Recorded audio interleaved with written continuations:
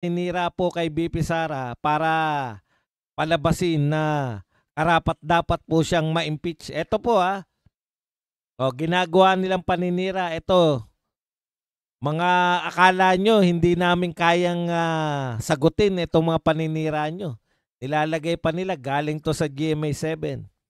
Kasi may nagtanong dito na kapanalig natin. Ang tanong niya, asa na ninakaw ni BP Sara? Ito po, tinagot po siya.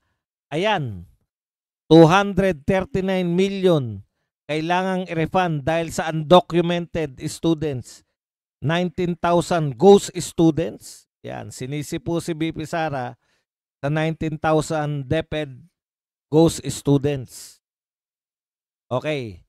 Para nakakabigla, no? Ang tanong niya, may tanong ka pa? Hindi niya po sinagot, no? Itong nagngangalang Romel Lopez. Matagal nang umaatake itong Romel Lopez na to. UP, scholar ng UP, Catholic, journalist. Yan. Alam mo, Romel Lopez, alam mo na hindi yan binibintang kay BP Sara. Yan lang po ang kaya nila. Yan po black propaganda na walang katotohanan. Ang laki niyan eh. Biri mo 239 million. Ang binibintang lang sa kanya 125 million na confidential fund. Di dapat inuna ng mga dilawan kakamping yan kung may totoong 239 million na ninakaw si BP Sara. Nakakita lang kayo ng DepEd ghost student, si BP Sara na may kasalanan. Ako po, dati po ako sa DepEd. Binisto yung sarili. Alam po namin yung kalakaran na yan. Ang gumawa po niyan, para sa kaalaman nyo, hindi po yan yung 239 million na hinahanap po na ginastos sa ghost students. Hindi po yan issue ng mga ni BP Sara. Issue po yan ng mga private school. Paliwanag ko lang sa inyo Noong nauso po itong para magkaroon lang po kayo ng ideya dyan at hindi kayo malinlang nitong mga dilawan na to. Hindi ko alam kung dilawan yan o loyalista. Yang Romel Lopez. Dati nang tumitira sa mga Duterte yan eh. Para lang po mapaliwanag ko sa inyo. No? Ganito po yan. Nung pinatupad po yung K-12, grade 11 tsaka grade 12, grade 12, yung tinatawag po nating senior high school. 'Di ba? Dati hanggang 4th year high school lang. O kung itutumbas niyo yan, grade 10 lang tayo dati. Tapos college na. Nung pinatupad po yung K-12, hanggang grade 12 na bago ka magkoleyo. Ngayon, alam ko na kagad na may mga magnanakaw dyan eh. May mga kasabwat dyan sa DepEd eh. Nung pinatupad pa lang yan kay K-12, hindi pa po DepEd, hindi po yan galing kay Tatay Digong o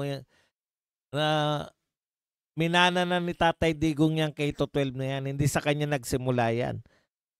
Lalong hindi si BP Sara ang unang DepEd secretary niyan. Ngayon, ano po yung racket dyan? Ito po yung racket dyan eh. Yung mga estudyante ng grade 11 at grade 12, siyempre, hindi kayang i-accommodate lahat yan ng mga public school dahil magtatayo ka ng building, di ba? Mag-hire ka ng mga teacher. May mga private school naman. So, pabayaran ng DepEd yung mga private school na tatanggap ng mga taga-public school papunta sa kanila. Merong nakatoka, nakalimutan ko na kung magkano, 10,000 ba o 18,000. Basta lumalaro lang yan dun sa dalawa. Kung ikaw ay dating public school, lilipat ka ng private school, kaya marami pong private school yung kumita dyan. Mag-enroll sila galing sa public school, kukubra sila sa DepEd.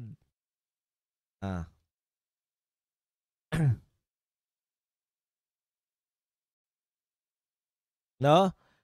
Sila po yung private school po ang kumukubra sa DepEd. Halimbawa, 18,000 yata. Nakalimutan ko na 18,500 o basta ganun yung presyuhan niya bawat estudyante.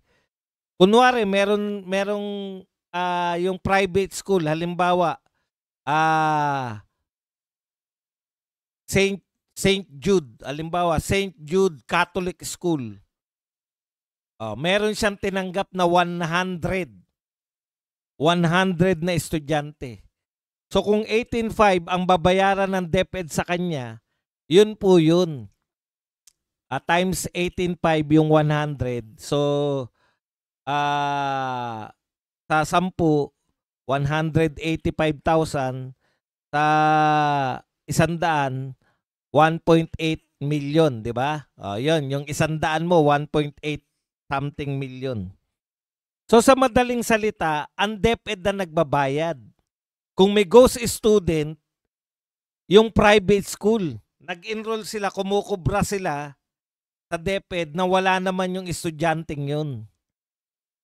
So pinagsusoli, yung private school kinukuha ng DepEd. Kaya yan po ay matinding panlilin lang kung si BP Sara ang sasabihin nilang kumukubra niyan. Hindi po, ang kumubra po niyan, may-ari ng private school. Kaya marami pong may-ari ng private school yung kumita nung panahon na yan nung in-implement po yung grade 11 at grade 12. Sana naunawaan natin, wala pong kinalaman si BP Sara dyan. In fact, si BP Sara yung naniningil. Pinabawi niya, ghost student yan, bakit kayo kumubra? Kaya wag kayong papalil lang sa mga hinayupak na to. Yan, ang paninira nila.